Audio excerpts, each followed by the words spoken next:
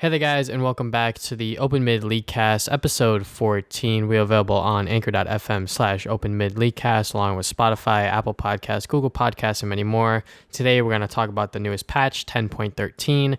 Then, we're going to talk about the situation with 100 Thieves. And then, we're going to go into the normal of the Academy and LCS for this week. So, first, the patch, 10.13. They made some nerfs, they made some buffs. Some are bigger than others, obviously. I think the big one that not a lot of people expected was the Kog'Maw changes. They buffed his AP ratios on his Q and R, which supposedly AP Kog'Maw's strong. Dude, honestly, I think it's a meme. No cap. Like, I don't think it really brings Kog'Maw to the forefront of anything, right? Supposedly AP Kog'Maw mid is like a thing now.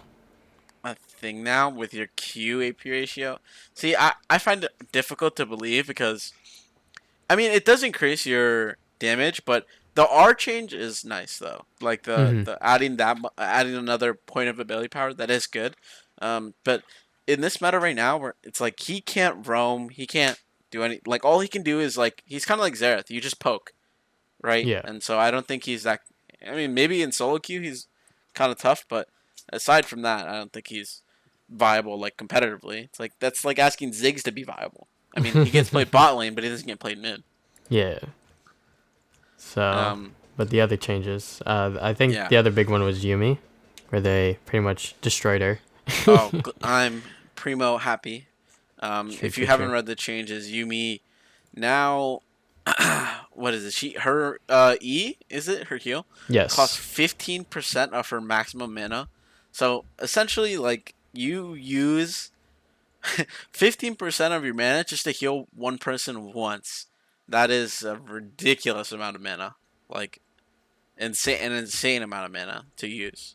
Mm-hmm. Um, like even when like a character has 1,000 mana, if their spell costs 100 mana, that's 10%. So that's more than that. That's like 150. And like it doesn't look like a lot, but that is a lot. Like, literally, that means you can only cast a spell like max 5 times before you have to base. So Yeah. pretty pretty big nerf. It's like a massive nerf. Honestly, because right now Yumi literally just casts heal a bajillion times. Mm-hmm. I'm sure everyone sees like, oh look, a fight with Yumi, Omega lol, it's gonna last like so long. But in reality, like now she's pretty gutted. I think I don't think many people are gonna play her anymore. Yeah, I think she's pretty much done so. Thank God. Like, Yeah, nobody wants to see that champion. I don't know what they were thinking about making a support that is invulnerable, but also is really annoying with the heals and the utility that she brings. See, you gotta remember that the champion designers, it's not their job. They said this. It's not their job to balance the champions. It's their job to make something fun. And you know whether for people who play Yume, I guess it's fun, but for people who have to play against it, it's fucking dog. So it's Yeah. not fun at all.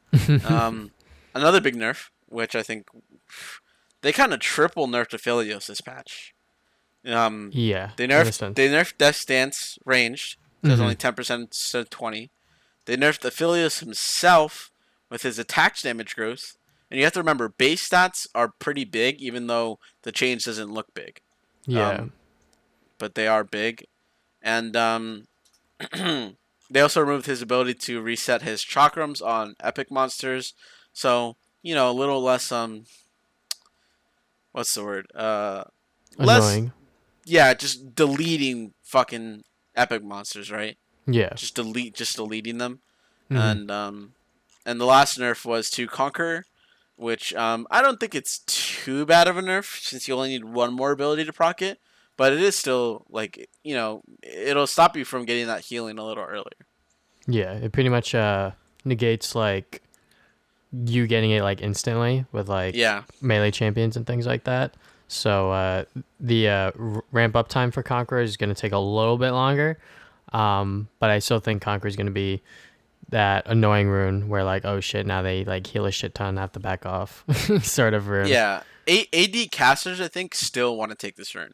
Mm-hmm. Um, like Camille, I think Camille like procs conquer like just in less than one spell rotation. So having to hit all your spells to let proc conquer is not that big of a deal, honestly.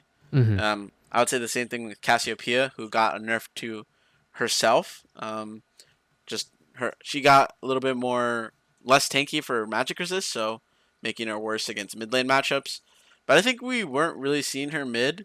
We were seeing her a lot in bot lane Mm-hmm. because of Cloud9, Yeah, a which lot of is teams odd. are flexing the Cassiopeia pick. Yeah, and also a lot of teams are like, there has to be some like internal scrims going on, because a lot of LCS teams are mimicking their academy teams, Mm-hmm. or the other way around, with the drafts and what they're picking and what they're playing, and how they're drafting. We can get into that later because I noticed a couple things that were pretty.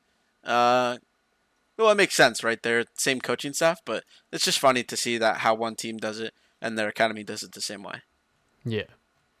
Um, Personally, I think a lot of these changes are minimalistic. The Kalista change, I will say, is a bit rough, honestly. Her base AD growth being lowered even further really sucks because she doesn't build a lot of AD anyway. If Mm-hmm. you didn't know, Kalista does like 81 damage on an auto attack, like per auto, like with 2 items. That is like tiny, like literally tiny. Yeah. 81 damage per auto, and it's just that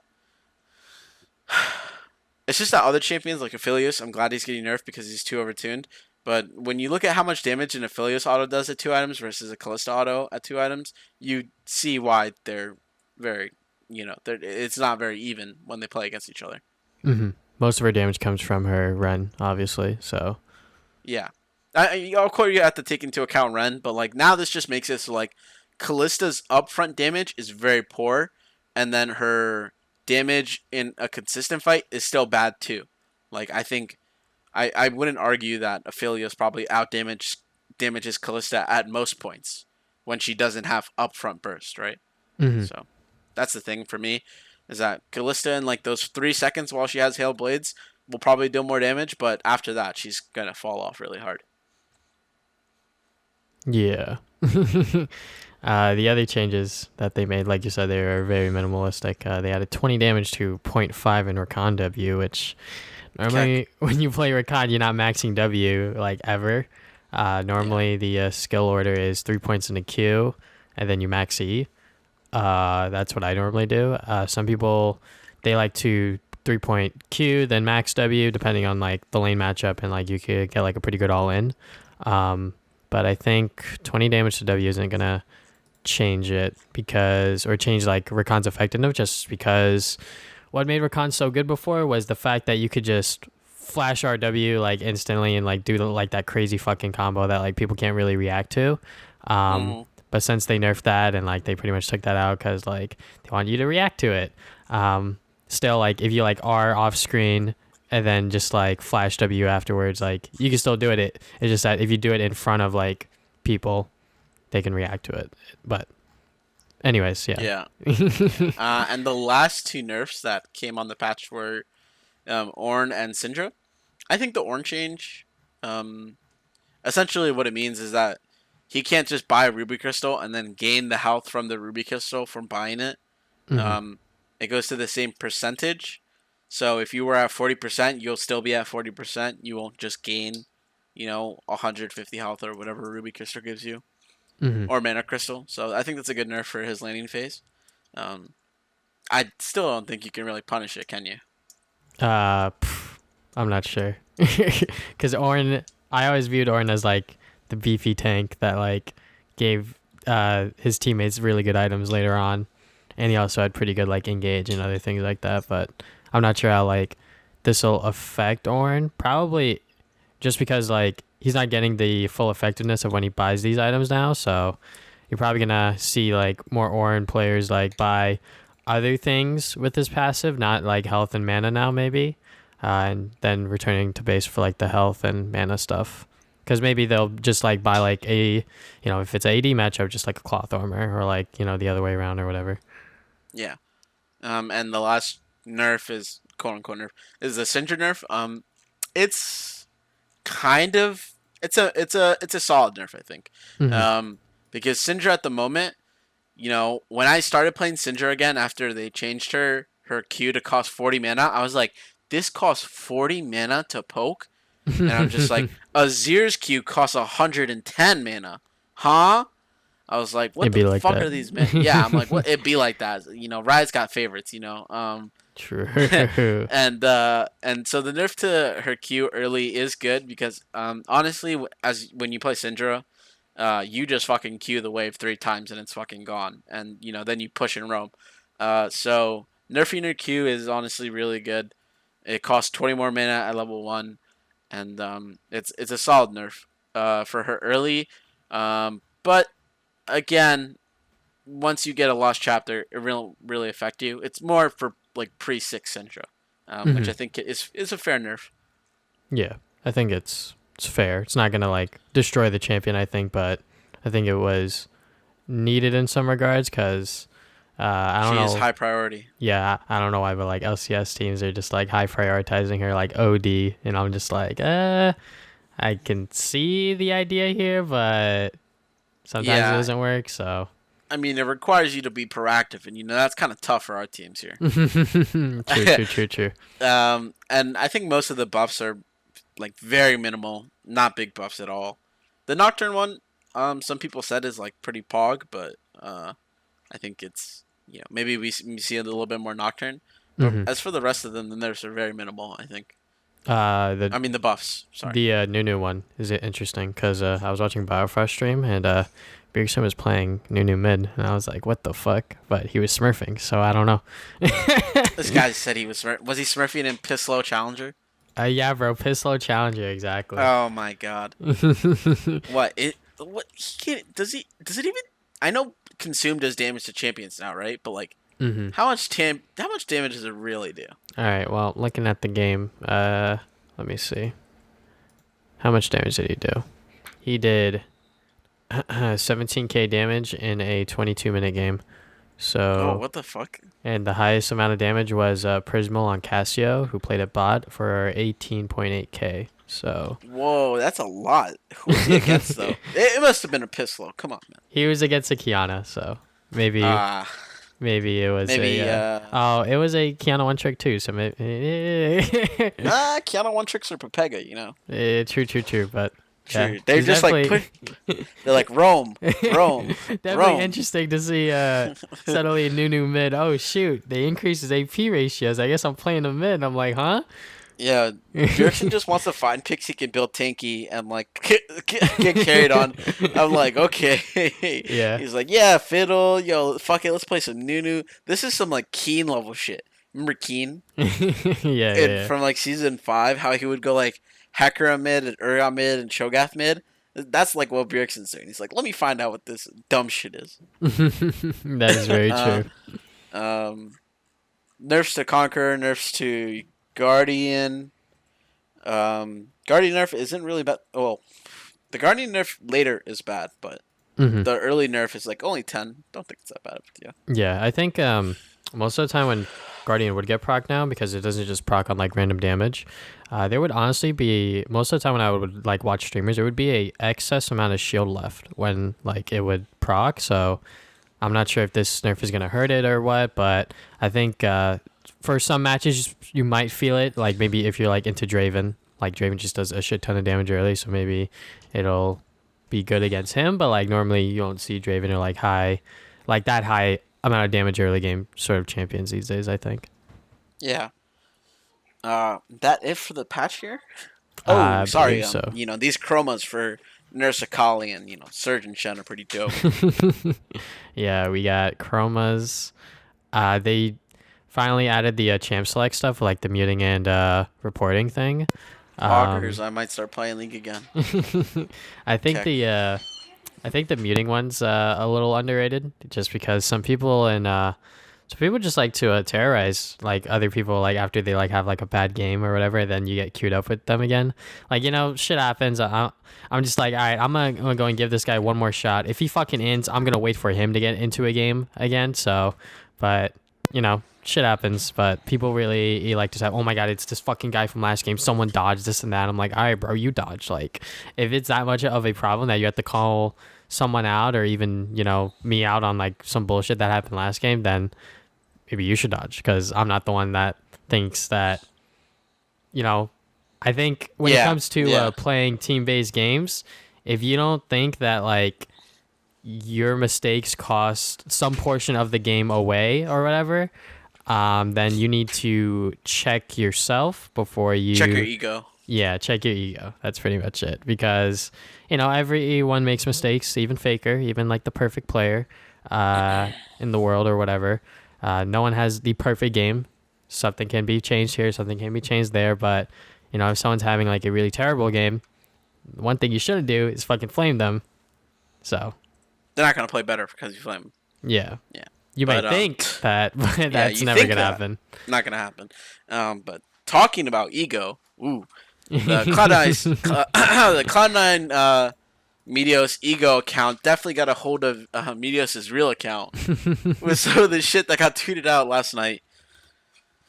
Crazy, You want me to honestly. read them? Or Go ahead. all right. Well, first Mitos tweeted, "This is gonna sound like a troll post, but it just got word that I'm being benched after 3 weeks into summer. Again, XD. Not sure why I expected anything different." Then he said, "Pretty weird to hear players on my team didn't agree or know about this decision. All credit goes to Zix, Juice, Jungle Juice, and Papa Smithy. Clearly, the people not on the team know what's best for it." And then people can see. I can see why people are calling me unprofessional for my tweets. Not really sure how else to express my anger about the situation. Sucks to be scapegoated after the amount of effort I put into the team. I never cared about how much my stats and have always played to put my teammates in good situations. Of course, my stats will not look good if we aren't winning.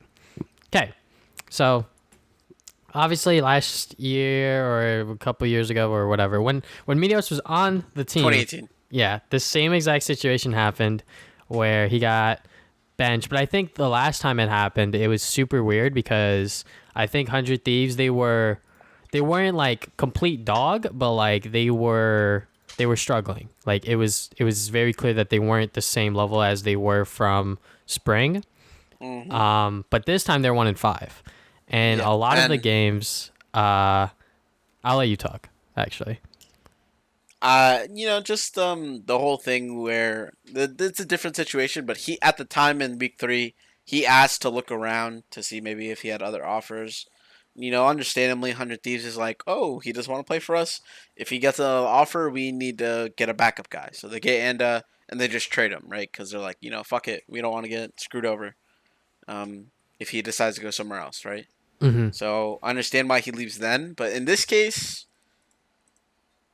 I he to be perfectly honest, if we only look at how he's played and how the team has played, they're not having a great split. Mm-hmm. Some Agreed. of that is due to, you know, not to hate on people that have already been getting a lot of hate, but Ryoma obviously isn't the top mid laner in the league, even though he did show a solid performance against TSM on Azir. Mm-hmm. But Meteos is also not, free of guilt that he has been playing very poorly in the last, 3 weeks of play, right? Like there's the Yeah. Olaf game where this moment in my mind particularly stuck out because it's like you should know this, but enemy team has Corki. It's 8 minutes. You try and go for Herald at 8 minutes. Enemy team has Corki package. It's like you cannot go for the Herald. They have Corki package, and you even see his team hesitate to walk in. Mm-hmm. But he does it anyway, and then he gets deleted and he dies. And then there's no other person at fault except yourself or whoever's calling that situation to happen because, like, it, everyone knows if Corki has package, you cannot have a team fight. You will lose the team fight. Yeah. So that kind of showed to me like there's like issues in the team. There's issues with communication. Maybe he himself is playing poorly. And I think over a lot of his games, he hasn't had great performances. Not to say his team is also not really helping him. I have to say, Yeah. I like think it's a team thing, right? I think there's a lot of problems with 100 Thieves. Obviously, like Meteos kind of sticks out because he's the one not playing well or like inting I mean, he's a or jungler, so yeah, yeah, yeah, junglers are never gonna look good if your team is bad, unless mm-hmm. you're playing carries, Yeah, yeah, yeah. And which he like tried, and he played poorly on Kind. He's not a Kindred player, He's not that yeah, kind of player. I think just like watching Meteos play, he has a lot of interesting moments. I feel like the tanks that he's playing are just squishier than other players playing it. Um, and I think that when Cody's son is the one like getting caught out randomly and like shit like that, I think that's a clear sign that either Cody's playing bad or like something's going on with the team because usually Cody's like the rock, I would say, for like every team that he's been on. Like he's not the one inting, he's not the one making shitty plays. He's usually the one doing the most damage in like team fights and things like that. So I would like say, except for Someday. Someday is actually like such a rock yeah. on this team. But apart from Someday. that, yeah, continue. Some days also like a pretty like solid player on the team, which is why like they have kept those two players on along with Ryoma, and they decided to swap out Meteos for contracts and Stunt for Pume, or Poom supposedly. He's supposed to pronounce it like that, but yeah, like I think that swapping out support in jungle, those two roles especially, like it can breathe new life into the team just because jungle is very important when it comes to early game pressure and how the team's going to play early game and support, especially for the bottom lane. It could maybe change up the dynamic because I know Cody Sun and Stunt have talked about this a lot on the heist where they're friends but they still have problems in terms of like how they want to play bottom lane and things like that. So I think them changing up those two roles in particular is very good. But going back to Meteos and how he adjusts the situation, obviously it's like very unprofessional, very not like, wise of you to put that stuff out there publicly, especially like this. I know it can be frustrating and very like disheartening to hear that you are getting benched 3 weeks into summer, just like you did the last time you were on this organization. But when you're not being the best player on the team from what it looks like and when you're just not playing your best, I mean no one on the 100 Thieves roster is playing their best, I think, but Except for something Someday. yeah, I think Someday he hasn't been inting, but for what he's doing he's not, I would argue there's not much for him to do yeah. in some of these games. I'll just put it out there. Hmm. Like he's had a lot of games where not to get too sidetracked, but he has games where he just doesn't die and they lose, and he hasn't died a single time. Like Hmm. and it's not him not doing anything. It's just it happens, right? Hmm. But I will say, like along the track you were going on professional, Brock's he was streaming at the time. He got asked, and he just says, "People, you're frustrated. Like people know you yourself are frustrated. You're getting benched, but going out and tweeting about it is not going to help your situation. Yeah, it never It's not does. going to help you get unbenched. So, that's just how it is. Like, Meteos has nothing to gain from tweeting this, aside from Clout. it's not even clout. He's just lashing out emotionally because he's pissed. And sometimes people, they can't internalize their emotions. They need to let it out. They need to say something, and he did, and it's probably gonna affect his career negatively. Yeah, I think I wouldn't say like it's completely similar to Forgiven situation where like he came out with his statement and it was pretty obvious that it was like passive aggressive and shit. But I think Meteos, hopefully he learns from this just because like I think when you're this deep into your career and when you've been playing for this long, I feel like it's kind of like a no-brainer that like some sort of professionalism should be here. I know we're just playing video games out here and shit, but like you gotta like know what your like career is at stake here at this point when you like tweet that shit out, if that Yeah, makes any sense. yeah, and like I said, he hasn't had the best split, so just it's kind of like the Dardoch thing, right? Dardoch before was like, I'm good, but I'm problematic, but you might still pick me up because I'm good. Meteos doesn't even have like the good going for him here.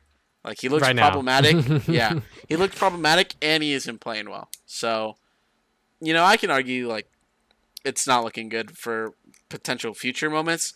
Now, moving on to aside from Meteos and his unprofessionalism and um, that kind of thing, bringing in contracts and Poom. hmm Thoughts? Contracts. He hasn't been playing his best in Academy, but Yeah. he's been winning games. The Academy team has been taking dubs, right? They've been taking some W's. 4-2. Some light. Um. Okay. You want to talk about contracts first? I think Contracts is fine as like a replacement for Meteos. I don't think he's necessarily better than him, but I think that, like I said earlier, like he can breathe new life into the team and sort of like give a new perspective on how the game should be played for them, for the other three individuals, sort of thing. Yeah. But yeah, I just think that Contracts might not be better than Meteos individually, but maybe in a team, maybe in this particular team environment, he can fit in better. But yeah, that's just my opinion on Contracts. Yeah. Having we like to meme on him a little bit. His spring playoffs against TSM was pretty bad. Like really bad, honestly. He got really out jungled by Spica. But obviously Spica is playing in the league now and looks good, so no shame. But he makes a lot of what's the word?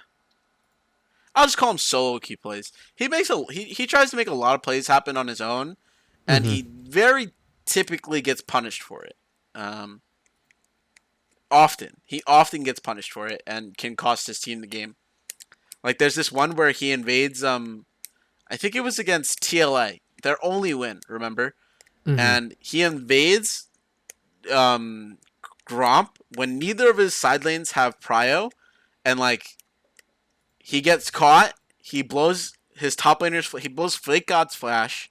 I think Soligo blows flash too, and like he dies. So like he essentially cost his entire team the top side early game, which was bad. And so I would say like he plays well in some games, and in other games he's making just boneheaded mistakes a lot.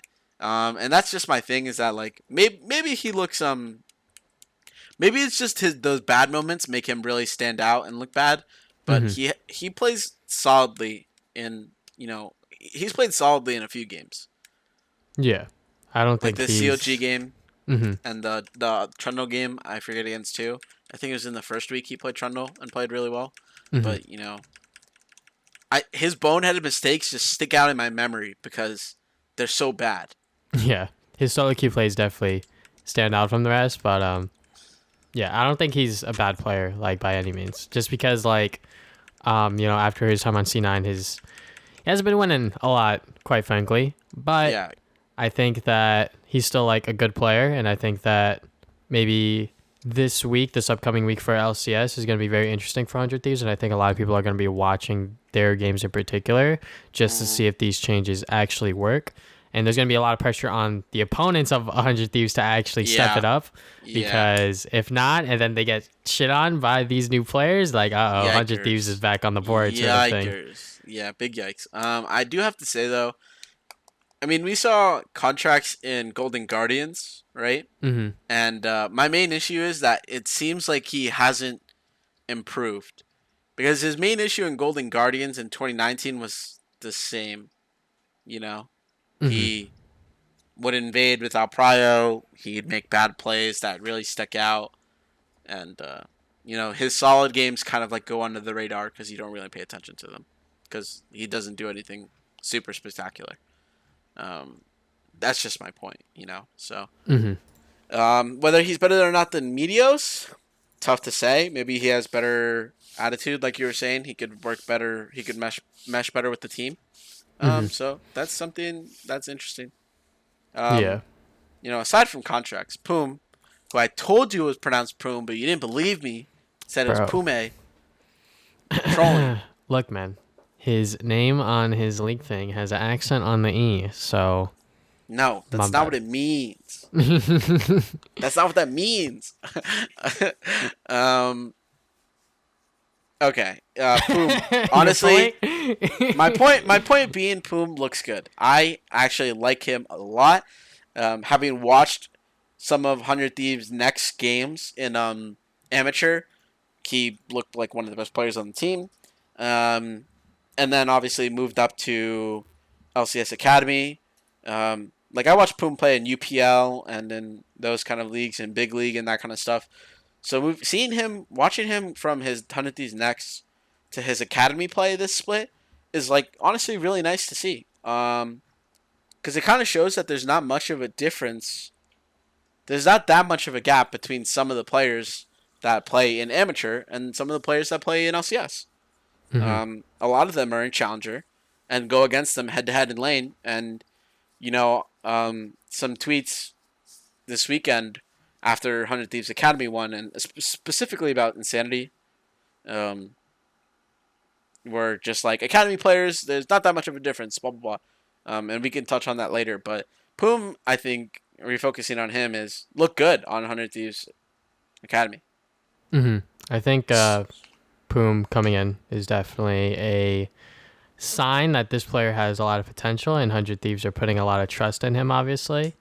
I don't think, or I hope, that the pressure doesn't get to him and he doesn't fumble in his debut LCS games this weekend, because I think that, and this has been talked about a lot throughout like this past week about like NA talent and like amateur and like academy, just because of IMTA playing in LCS this week, and they actually took a game off of Golden Guardians. So people are bringing up the subject of, oh yeah, like we should put more trust and like try out these academy players more, because having that excuse of like they're not LCS ready isn't an excuse when you should just put them in LCS and then see what happens, Yeah, because right now like the skill between academy and LCS is clearly not that big. It's just the different naming of the leagues. So maybe for some teams, it'll be big. Like obviously, like C9 is gonna still smurf all over the and academy teams. EG, FlyQuest, like these teams like are still a cut above the rest, I'd say. Hmm. Which we can some there was a game that really shouldn't have gone one way, but it did. Whatever. Hmm. Um, But but I'm glad. Poom's 17. Like that's like how it is in China. Like you bring a guy in at 17 and they play, yeah, because that's when people think you're at your like peak, right? You have very little responsibility. You have all the time in the world to play, and you're hungry to do something. yeah. Poom's actually So 20. 20. Yeah, bro. I thought it Well, was Hundred Thieves next was all under 17. nah. I think Oh I think if he was that young, he couldn't play in LCS. But yeah, he's 20. no, you have to be 17 to play. Well, his Gamepedia says he's 20, so Oh, he's 20. okay. All right then. Go ahead. Shit. Yeah, I guess so. I definitely thought But Otto was the one that was 20, and that everyone else was. Well, aside from the fact, just besides the point, whatever. He's still younger than a lot of players in LCS. Let's be honest. 20 is still younger than most of them. hmm. Um. So yeah, hopefully he'll be able to show something nice, and 100 Thieves can pick up some wins. They got some easy games, easy quote unquote. They've got Dig and Golden Guardians. So Yeah, that actually should be ideally a 2-0, but it could be a 1-1. If it's a 0-2, that's going to be really bad, guys. It's going to be really oh bad. no, yeah, their season's kind of done if they go if they go 0-2, that's what 1-7. Yeah, Hmm. they're done. It's tough for you to claw out of that pit, to try and make play. Like to even make eighth, that's tough. Yeah. Because you need to win like a good amount of games, 3 or 4 games, and that's pretty tough if you're 1-8 or something, 1-7 or something.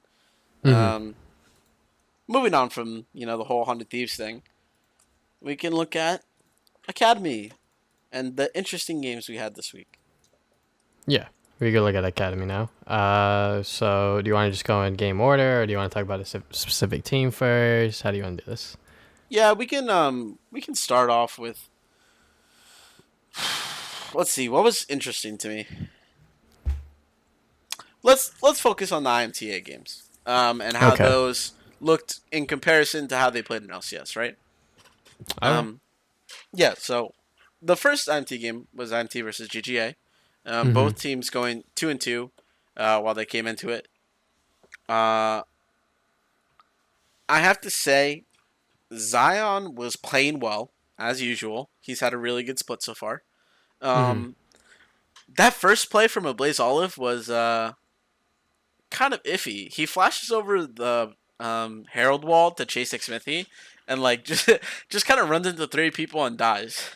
Yeah, I guess Golden Guardians, they were making the call to like keep going because like hard flashed over too, and like all this other fucking shenanigans that were going on in that like Herald pit, and I was just like, ooh, this is looking a little like overextended here, and then Olive flashes in and then dies, and I was like, oh, okay, that sucks. Yeah, yeah, and I think Golden Guardians had a good early game here. Like Mhm. they do a really good dive onto Alorim and Insanity, who like Insanity ports into top lane and then gets hit by Galio ulti and just like they both die and it just looks like a really iffy. It looks like an iffy moment, like that the game might just be over and that Golden Guardians can snowball. Mhm. Um, but it just ends up being that like INT use Herald bot lane. There's a 5-man fiesta. Nobody really wins. There's one kill onto IMT and they get the tower.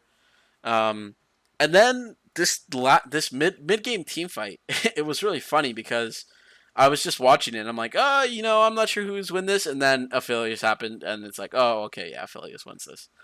Yeah. I think Apollo landed like a Infernimal and like just bursted like three people, and they get like three kills or something in the whole fight. And like after that, they get Baron at 23 minutes off a fight. They get Soul like a minute later, and then they basically just end the game. Yeah. It is it's pretty hard to sort of beat a late game champion like Aphelios at that point in the game. So Yeah. I have to say though, like maybe the early, like I think we saw in all we saw four games from this team. Their early game is not the greatest thing ever, right? mhm. So I think that's the interesting thing is that sometimes they get blown out by academy teams. Yeah. Um, they really get blown out. Like they get deleted by academy teams. But then in other games they're just chilling. They scale up and they win. And then you're like, oh, what the fuck? What just happened? Right? Like, Mhm. it's really confusing sometimes when you look at it. Right? Mhm. Definitely because Yeah. when it was announced that this team was going to play in LCS, it was like, oh, okay, at least something's changing because the LCS team is not doing so well. So, but Yeah. yeah. We didn't touch on that. That IMT lost their coach and their general manager, both gone. Mhm. Uh, gotta say, not really gonna miss them. I mean, when the team is looking as bad as it was, they're currently 1-5 before they were what 0-4. Yeah, So something's got to change, and they thought that it wasn't the players, but it was the people in charge of the players. So they kind of just yoinked them out. So yeah, yeah. do what you got to And do. you do what you gotta do. But overall, what do you think? Like, Smithy, solid game. He did overextend early a bit, but didn't really get punished for it. Got a kill out of it actually. Um, but Apollo and Hako, crisp. Kind of just Yeah. like dominating Keith and Chime. Like Apollo had like a 20 CS lead. Hmm. So not I'm not I think obviously the good parts of the team are very good, and I think Insanity is also a pretty solid player. I think my only question mark is really like Alorum.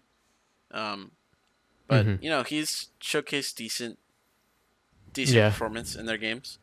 It looked Uh, like Alorum plays well with the team, so that's probably why they just transferred the whole team from Academy to LCS instead of like all of them except for Alorum because we think so is better, which wouldn't make all that much sense because that means he would have to play with these new players that he probably hasn't played with all week. So, Yeah. um, but yeah, I think this IMT roster is decent. And it definitely showed within LCS the fact that they were able to take that game away from the main Golden Guardians team. Them being able to win against this Golden Guardians Academy team, however, I think it was more to just like IMT having more experience and Oh, also they beat Golden Golden Guardians Guardians. twice. Yeah. Sorry. Yeah, Continue. it's okay. And also Golden Guardians just like making some like really dumb and like silly mistakes and just like picking like the wrong fights and things like that. So, um, but yeah, I think that obviously, like you said, the good parts of this team, the bottom lane, and even Insanity looks promising. Alorm is a little bit of a question mark, but I think that once he has like his big like breakout sort of like moment, I think people will start to believe that he's a pretty good, if not decent, top laner because he's been playing for a while now. He was on Optic Academy for however long Optic was in the league, I believe. He was So, also on Optic. He also played a couple stage games for hmm Dokla in 2018, I think. yeah. So he has played a couple games, but they Dokla did get the starting spot over him. So hmm So, um, but I think both of these games, even against the C9A game, like it was definitely a fucking wash by C9A for them to just like run over IMTA like that. But I think C9 like as a org with their teams that they have right now, it's kind of like insane that one's in academy and they're still running people over, and then the other one's in LCS and they're also running people over. So yeah. yeah, after their like bad start, Cloud9 has looked really good. I think they're on like 3 games in a row they've won. hmm So pretty solid. But this game versus IMT, like Academy, well, IMT, whatever one you want to call it, like is both at this point. They hmm like literally just run them over like Yeah. so fast. Inori crushes them. Palafox is out here smurfing 8-1. Like, and I have to say, like, we were singing praises for Apollo and Hakuo, but when you put them on stuff like MF and Yumi, like, I don't think that's their strong suit. And they kind of got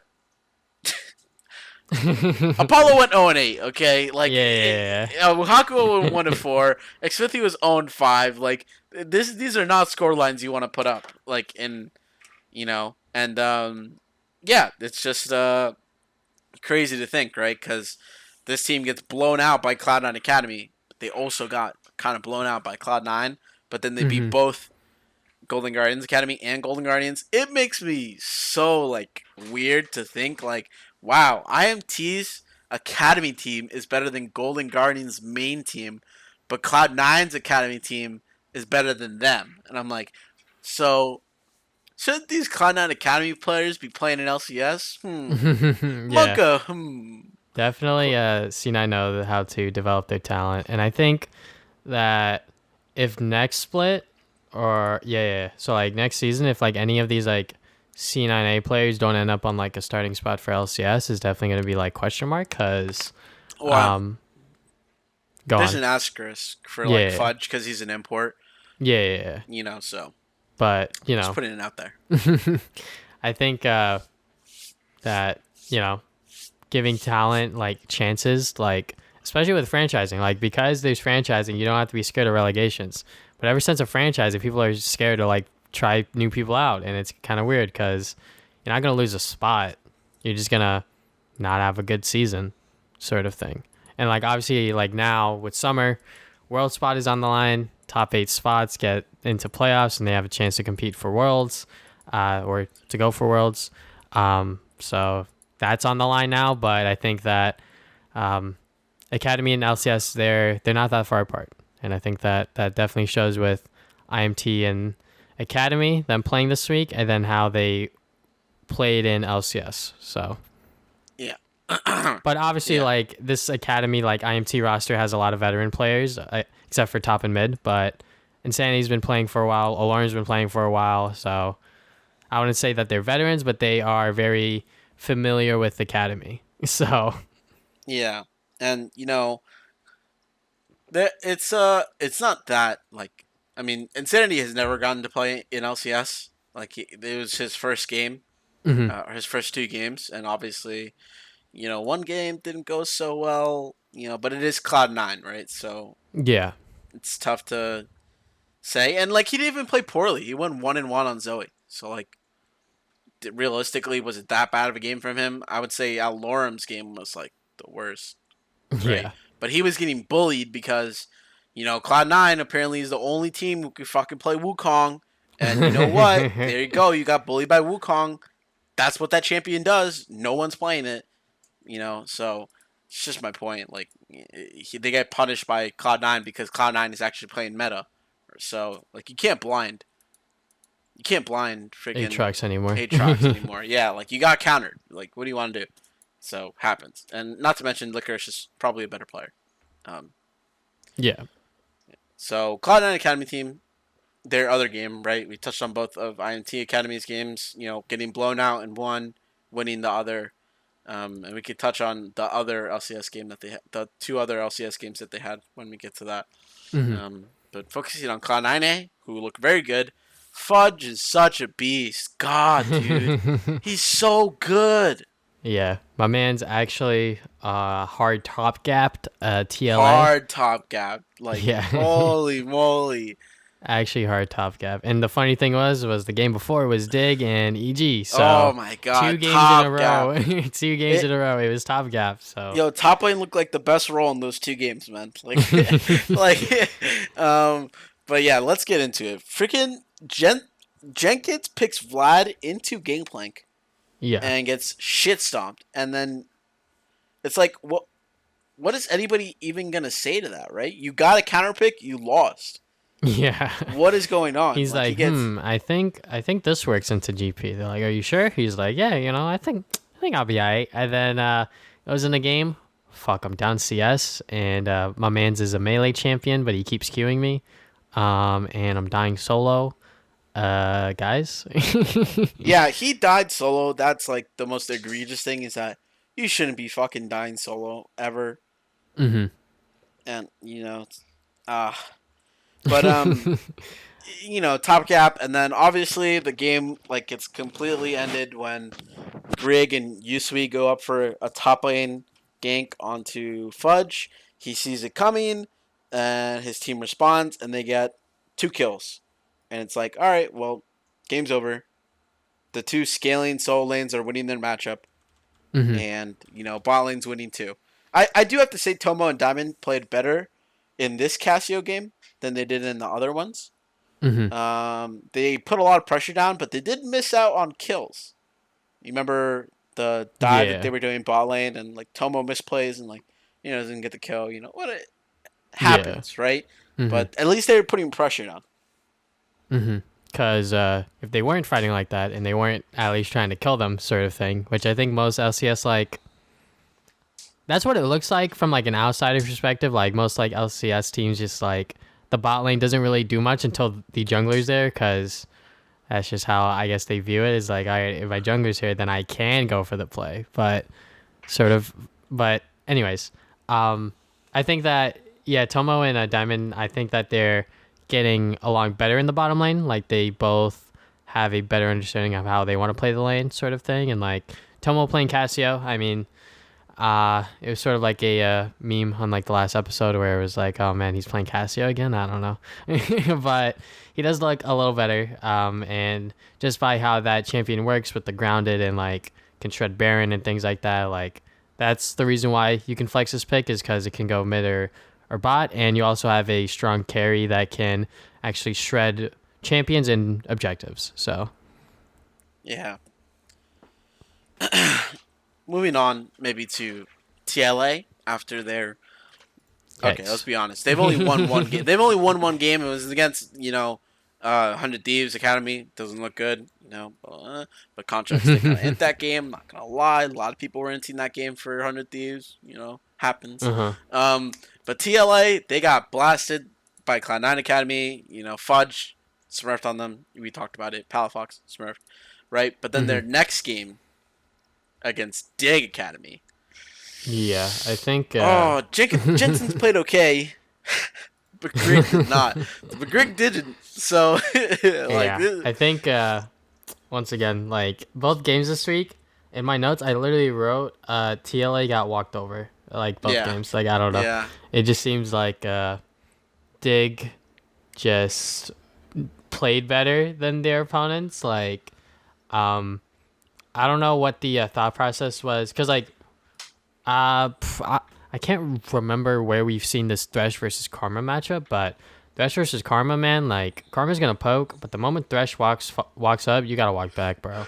And like yeah, multiple times, Yama's just like, wait, what's going on here? And then he dies, and I'm like, oh man, like you can't just like walk up like that as Karma because you're just gonna get CC like, especially with Aphelios, because like if Aphelios has the purple gun, you're just gonna get chain CC'd and died.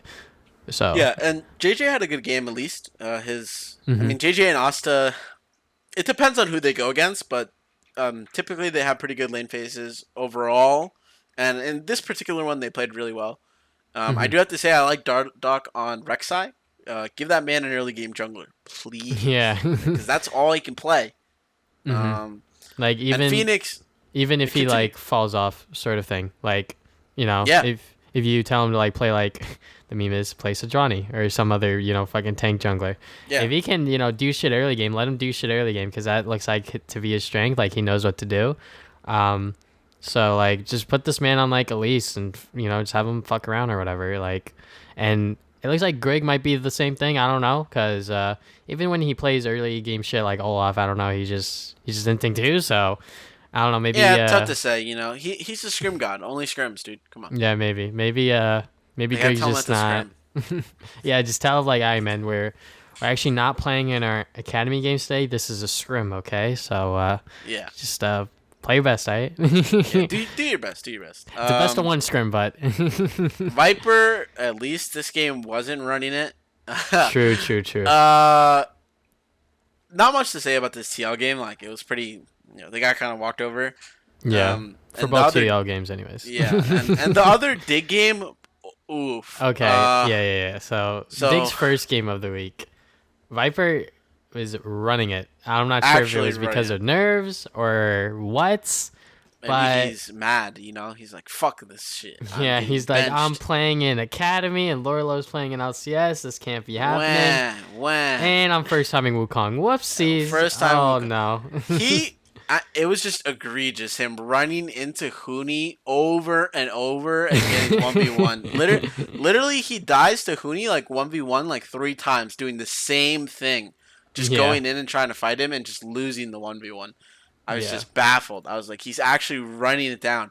And Hmm. listening to the casters talk, they're like, whoa, whew, Viper, man. Yo, man, that's crazy, dude. Viper's running it back to lane and he's Running dead. and he's dead. Yeah, that literally happened twice. He like died, came back to lane, died again, and like Viper's back up in the top lane. Oh, he's dead again. It's like almost every time they showed him, he died. Like Yeah. really bad Like game. I don't know what it was like for those other dig players to play this game, but man, just looking at it from my point of view, once I I'd see be top lane pissed. inting and I see that I have a Ezreal Leona bottom lane with Oriana and Graves, I'm like, all right, I don't know how we're gonna win this, guys. Yeah, like they did it to Wabo combo. I just don't see it.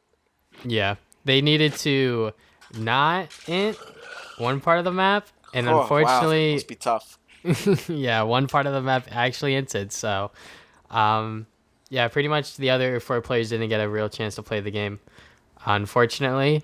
But he did look better on the TL game. I guess he got those nerves over with. But TL yeah, is a worse team. Yeah, I mean, he got to play against Jenkins, right? yeah, So, yeah. So I guess he um, was like, oh no, like Hooney, oh no, but Cooney stole my job. Fuck you.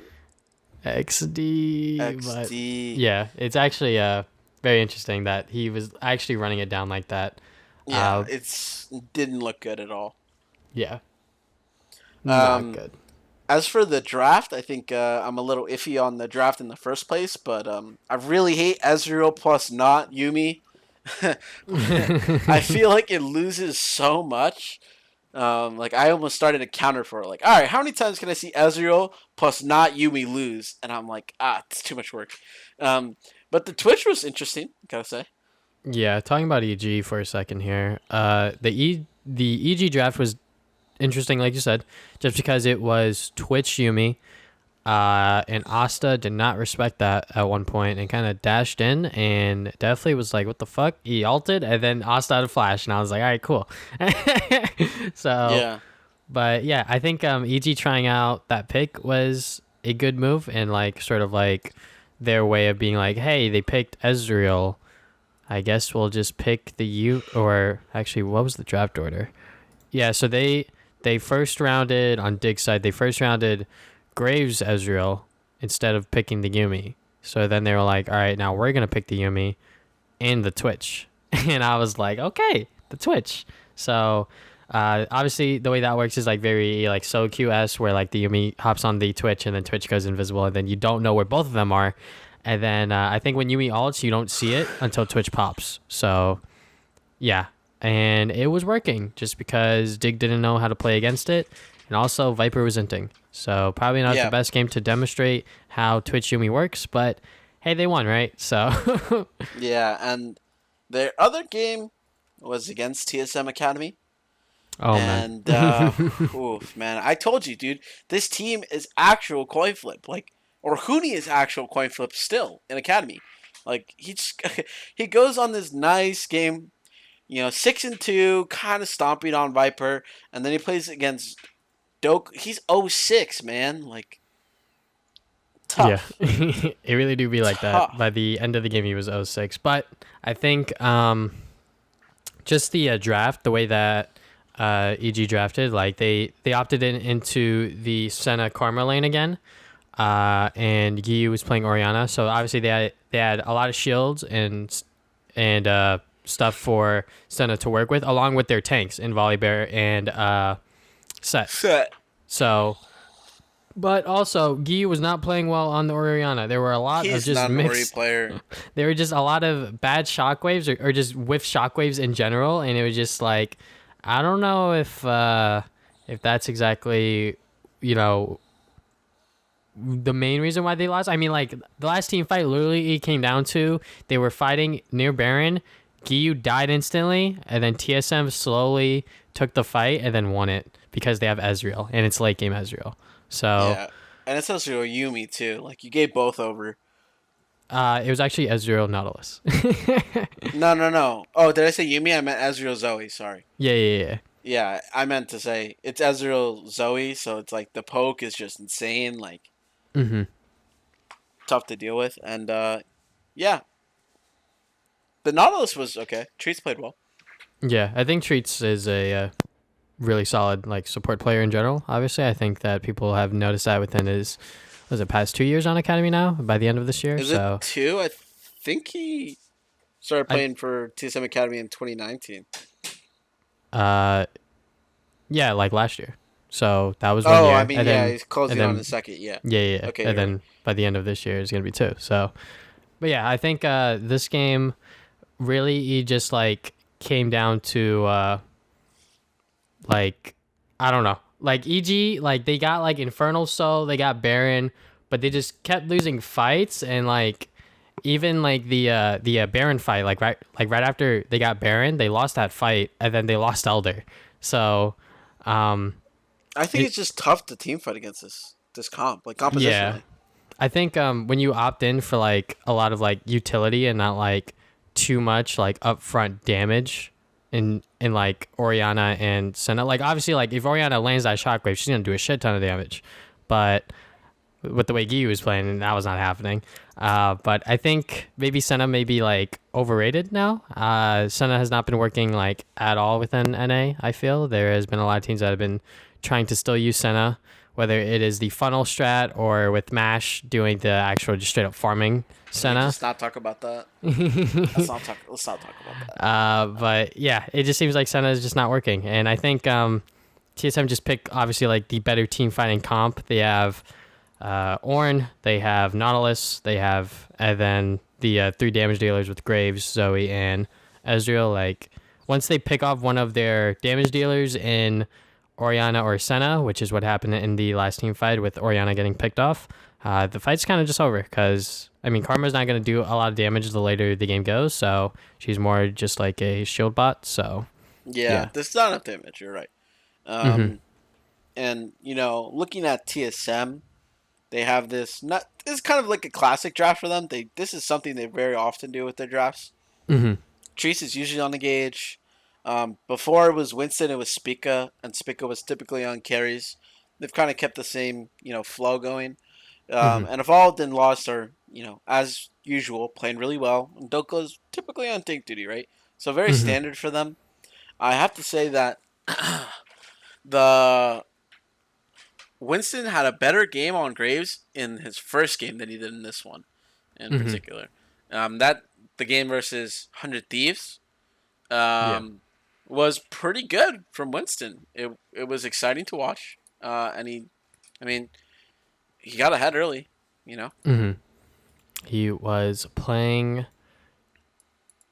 well. I'm not exactly sure how else to really put it, but Yeah, he wasn't hinting, so that's good because after that game where he versed Smithy and he was kind of just down every single level imaginable. It was nice to see that he wasn't the reason why they were in a losing position. But yeah, the EG game, like we said, it just looked like that EG just didn't have as much damage, and with the way that they were playing, it just looked like that they weren't up to snuff that day to take down TSM with that draft even. But with the 100 Thieves game, I think that TSM played this really well, despite the game being relatively even for most of it. With 100 Thieves picking away Varus first, TSM responded with the Kalista Thresh lane, which is pretty good because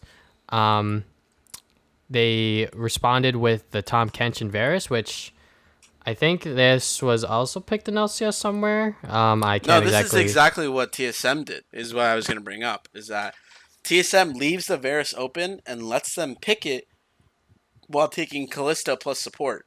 I mean, Hmm. TSM, the main team, did with Blitzcrank, right? Yeah. Versus 100 Thieves themselves. So Hmm. the drafting priority for both teams was similar, right? You first picked the Varus, and I mean, in this case, Stunt was the one who had the Thrash, and Biofrost was playing Blitzcrank, right? But it's Hmm. similar hook champions, right?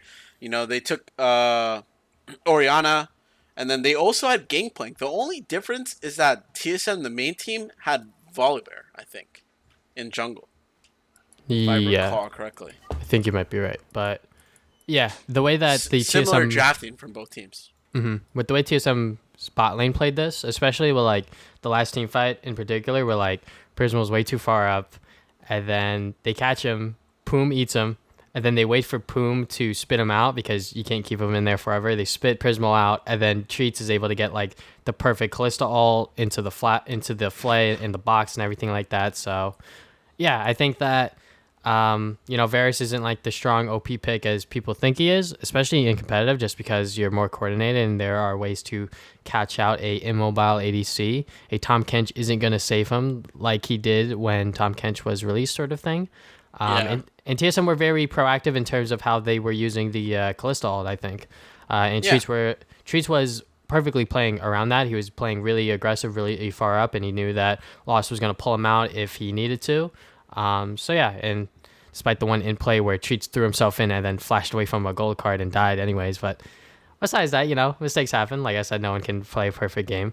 But yeah, I think that TSM Academy, they are playing really well as a team, and I think that their drafts are supporting that really well just by having better champions or champions that work well against whatever picks the enemies decide to play. Yeah, and I gotta say, early game it was pretty good from Winston, just like really punishing Prismal, and like I think that's the thing with Varus is you have to punish it like hard early, Hmm.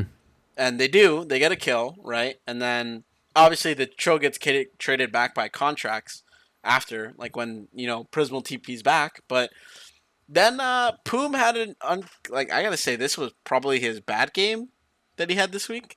Yeah. Because he gets caught out, like he's sitting in a bush. He goes for a tongue lash at like less than half HP. He gets hooked by treats and they kill him. Hmm. So some mistakes. But here's the thing: he's playing Tom Kench, not a good Yeah, champion. Gotta not a say, good champion. You're not a definitely good champion. playing for your team, and you're not playing for yourself. And Yeah, so I have to say they didn't give him a good champion, and like he just didn't. I mean, there was like Karma and Yumi band, but like there's other supports he could have played here, not named Tom Kench. That probably could have been better. Yeah, I Maybe think. Braum would have been really good here. Think. Yeah, maybe. I'm not entirely sure, just because when you're facing a Kalista Thresh lane and you have a Varus, your options are kind of limited because you want to save him, but at the same time you need like a front line to like sort of like give him space to do stuff. So I guess that's what they thought with the Tom Kench pick, but Tom Kench is just such a nerf champion and not who he once was before. So maybe Braum would have been better, but maybe they just didn't think that that was the fit. Honestly, like just looking at 100 Thieves comp, if you smack a Braum in there, it might have been a little bit better, but with the way Prismo was playing, he was playing a little aggressive and like way too far up in some situations. Yeah, and looking at 100 Thieves side this game, Mm-hmm. Contract, like we said, Contracts is having, if he kind of 50-50 games, he does like make a mistake bot lane where he like his bot lane is dying to Winston lost and treats, and then he kind of just walks up and gets flayed and dies too, Mm-hmm. which is like how I said he made a good play in the first beginning, like trading a kill back bot lane, but then right after, a couple minutes later, he just dies for walking too close. Mm-hmm. So 50-50, and Soligo has, I gotta say, been just like really good on this team. Probably looks like the best player to me. Yeah. But he's still not getting moved up over Ryoma at this point, which just leads me to believe like if 100 Thieves was making changes and they're like, we want to make sure we go to Worlds, then fight for that spot, then they would have swapped him in if he was, a better option. So I think at least for now, Ryoma is currently solid, and Soligo looks good in Academy. Maybe he gets his chance if some people don't step up, right? Yeah. That's about it. But Uh, talking about the other 100 Thieves game with CLG, this game was interesting because CLG drafted fucking Carthage jungle and Pike support with Aphelios, by the way. So they were going for a really high DPS team comp that would scale into that because they also had the GP top. So, but 100 Thieves played the early game well enough where they were able to claw back from the first blood fiasco that was them losing Poom and Prismal. But Phil later on made a play by the Herald that cost him his life, and plays after that where CLG were just falling further and further behind because they didn't have flash or they were just making silly mistakes or whatever the case may be. But the Ziggs bottom lane was working because, when the tower is at a certain point, Ziggs could just sacto charge that shit. And even if plates are up, he can sacto charge it and get all that gold. So, yeah, and I believe that's what happened when they went to go and get first blood tower. I believe he just sactoed it or the Herald got it, one or the other. But Soligo did get a solo kill on Tuesday when he like overextended it for CS. So that was good by him. But yeah, I just think that 100 Thieves just played their comp the way that they should have and played accordingly to how COG wanted to play theirs in a way. yeah. And in this case, I think Contracts had a pretty solid game, and Mm-hmm. Fake Out as well. I think Fake Out's pretty on and off for me, but Soligo I think consistently plays well. Just reiterating my points, but you know, some of the players are coin flippies, and now that we're gonna see these players in LCS, I think a lot of people keep in their mind. I saw on Reddit that a lot of people were saying like Contracts is having the best split ever, blah blah blah. And like really overhyping. So just trying Yeah. to temper expectations. I'm not hating on him. It's just he's not going to come in as like a complete stud, and he's not 100% better than Medios, like Yeah. some people have been saying. He's not once he once was when he was on C9, I would Yeah, say. and he's not the next Spica because Spica's been smurfing on on most of his games. I gotta say. Um, COG though, are having a Yeah. better split Yes. for once. Both teams, Yeah. both teams are having a better. They split. know what they're doing in a way. Yes, they have their they have their full lineup this time. They're 4-2. It's not that bad. This particular game is kind of bad. I'm not gonna lie. Yeah, the only 100 Thieves game was not that good. It looks like that they were experimenting and then they were like, oh, whoops, I guess we messed up the early game. well, yeah, a little bit too much experimentation. They have like no front line in this team. It's literally just like, yeah, we can We can win by scaling. This is like the LS. This is like the LS shit, dude. The LS got in there for a day. He's like, all right, play Gangplank, play fucking Karthus, and you use Pike to execute and pod champ it up, right? And I'm like, no, nah, it wasn't it. Yeah, that's just not how that worked, unfortunately. So Yeah, their other game was better. I very much liked it, so much better because they drafted very standard in their FlyQuest Academy game, and mhm, obviously COG looks like a very good standard team. Like they draft triple frontline, double AD with Corky and Aphelios, and they popped off. Like there it is. mhm. That's the style you play. They're good at it. Yeah, and we see FlyQuest here do the Tom Kench Varus here as well. Yeah, But yeah, I noticing mean, that noticing that a lot of teams are giving over Varus for Aphelios. yeah, it is very interesting because Varus does not do as much damage as Aphelios later the game goes on, but they share similar weaknesses with being immobile and shit like that. But yeah, it looked like that FlyQuest had like the early game dragons, and then CLG just found a couple of good fights, and they were able to get 3 dragons before claiming the 4th one. So when you have Yes. Aphelios Corki and your front line is Aatrox Tom Kench, you're gonna lose. So Yeah. exactly what happened, because once they got the 4th Drake, Tuesday valked forward, autoed Fnatic from like 1/3 HP maybe, and then just one shot him, and I was like, okay, I guess he just can't react to that. I mean, Oh, before the fourth Drake. I think it was before or after the 4th Drake, but it was like in the river in mid, like they were like trying to like kind of contest it, but not really. Mm. Fnatic kind of walked up, and I'm not sure if it was rapid fire or what, but Tuesday was just able to go and get the auto off and like Yeah. just Well, start the fight that there was. led them to that loss. So Yeah. I mean, there was like okay, so FlyQuest is playing like an iffy early game comp. Like they didn't fully commit. Like they didn't pick hmm Twisted Fate. I think Twisted Fate in this comp would have been really good. And I think instead of Tom Kench, you pick something a little bit more aggressive, right? hmm But in this scenario, like you're playing a comp that falls off. Literally, this is my gripe, right? All they do is they get Herald, they use the Herald, and COG doesn't contest it. Both teams realistically kind of do nothing until FlyQuest gets the 3rd dragon, and then it's like, well, the 4th dragon's coming up, right? And if they get this, hmm that's Soul, you know. But what happens in this case is that Fnatic, like they think they catch out Deus, and he knocks up Fnatic with his E, and in the amount of time that he's knocked up by that E, he dies to Tuesday. Like Tuesday had finished Triforce and Muramana, and he lands Q auto R, and he dies in like the space of a 1 second knockup. yeah. So Fnatic dying at key points was pretty bad.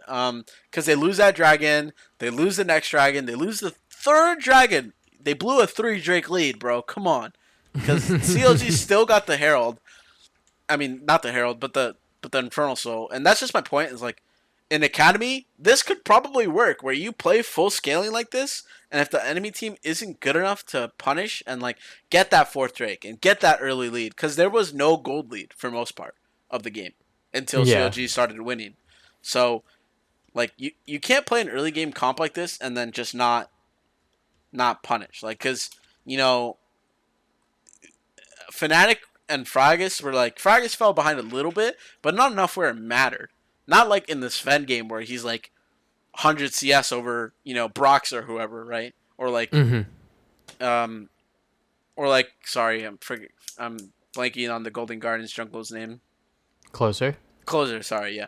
Closer's like 100 CS over Broxa too. Like just it's not those kind of games from Fnatic. So either stop playing Kindred or start stomping on them. hmm I agree. Yeah, I think Kindred is a iffy pick, but if you know how to play it, like Spica, it can work well for you. So, Yeah. and it looks like most of these teams kind of just like play it because it's just good, or they're just not getting the situations that they want in the early game. I'm not exactly sure what it is, but I think Kindred can be a very strong pick. It's just that you need to know how to play around it and sort of take advantage of what she can do compared to other junglers. Because it looks like that they're just picking it just because her ulti's good. Yeah, or like she's better than Trundle. She counters Trundle, but then like you didn't do shit with your elite, so it doesn't really matter. Yep. I mean, moving on to the other FlyQuest game, at least like it wasn't much better. Fnatic plays Trundle in this game. Doesn't look good. Revenge looks. I have to say, Revenge is not the best top laner academy. He has often poor performances. That loss versus CLG though, he played well on Aatrox. He punishes Tuesday and Win for overextending in mid lane, like he should. He gets 2 kills, and then after that, that's it. At that point they'd already been outscaled. They can't really do much else. So he ends that game 2-0-1. The next game he plays against Zion, who is been having a great split, and I hope someone maybe picks him up because he's looking good. Yeah, he's looking like when he went to finals. So old Zion, man, he's stomping on Zion. He's stomping on these kids, man. Yeah, and for this FlyQuest draft, they went for the Sivir Yumi because Azrael was picked away. I would assume because we didn't actually get to see the draft order, but yeah, they opted in for the Sivir Yumi with Azrael again, and frontline Trundle set. The thing about this game that was really funny is that the game was kind of close, relatively close, and then a Blaze Olive oversteps bottom lane, gets picked. FlyQuest is like, Baron. But Azir was the one that picked off TF, so he's bottom lane, and he has to walk all the way to Baron. And they have fucking Sivir, and Sivir, as we know, cannot do Baron. So she's they're doing so Baron. slow at Baron. They're doing Baron. By the time they get it down to I don't even know how much HP, but they get it down to a certain amount of HP. Doesn't fucking matter because a Blaze Olive respawned. So guess what? They TP in, they stop the Baron, and then triple he ults them in, but that just gives Zion the room to actually kill the carries and everyone. And I was just like, oh, that's not the Azir ult I assume you wanted, right? Yeah, I mean, also nitpicky as an Azir player. I hate his build. Why the fuck are you going Ludens? Just go fucking Nashers and sit on a last chapter, or just go just fucking go Ludens then. Fuck the Nashers then. Fucking make up your mind. You can't do both. Also, I hate the Hellblades. Hellblades is not going to be competitive. Just go lethal tempo. It's better. Just put it out there. Right after that fight, they lost the game, and I was like, "Wow, okay, I guess they lose like that." Yeah, Triple's having a bad split. I gotta say, he looked better last split, but it's not entirely his fault, right? And Wild Turtle is obviously. It could be. I don't know. Because, maybe he's been playing a lot of Azir, and I haven't seen much else. Maybe Azir's just the pick. You play it like maybe my team. It's why Ryoma's playing it. I'll do damage. My team. If they play bad, I won't win. But if they play good, I'll win because I'm just doing my job. Hating on myself here. I'm just a do-your-job champ. Yeah. But Wild Turtle is having not a fun time in the academy, I have to say. Yeah, I mean, when you're playing bottom lane, AD in particular, you're kind of at the, how do I put this? You're mercy of your team? Yes, sir. You're at the mercy of your team. Because if you try to make a play as an AD and you int, then you look bad, obviously. So what most ADs do in competitive is just sit around, farm, and wait for the opportunity for someone to mess up or their support to do something where they can sort of get an opening and sort of get a lead. So, but yeah, this FlyQuest game was just really unfortunate because the game was relatively close. I mean, Golden Guardians had the gold lead, but they weren't doing much with it. They were getting picked off and other random stupid shit like that. So then when they got a Blaze Olive, I guess they were like, fuck it, we gotta do something.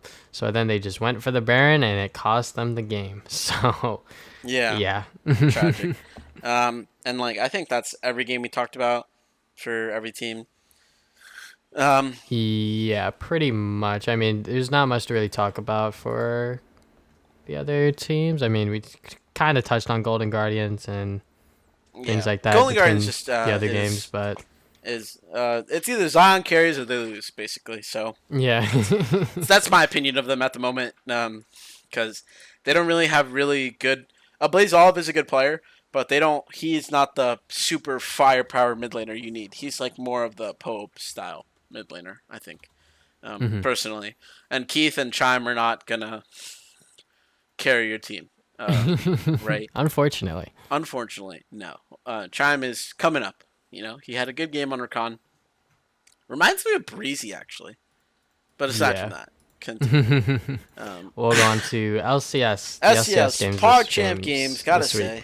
So let's retouch on IMT first, because obviously, like we said, they once again won against Golden Guardians, but they didn't get pooped on by C9. It was kind of like a slow, sort of like them getting shit on. Like the level 1 was very interesting. Like they were literally contesting them level 1. They were like, we got Ivern, Nautilus, and Ezreal. We're gonna contest you level 1 against Callista, Thresh, and Lee Sin, which they did get 2 kills. They got 2 kills on Apollo, but it was a kill in return for Sven, and Sven was able to still farm the wave. And those 2 kills on Ezreal didn't really mean much because all he got was a mana crystal and boots. So it wasn't much in the end, but I do applaud IMT for actually not backing down against C9 sort of thing, and actually trying to like fight them over it.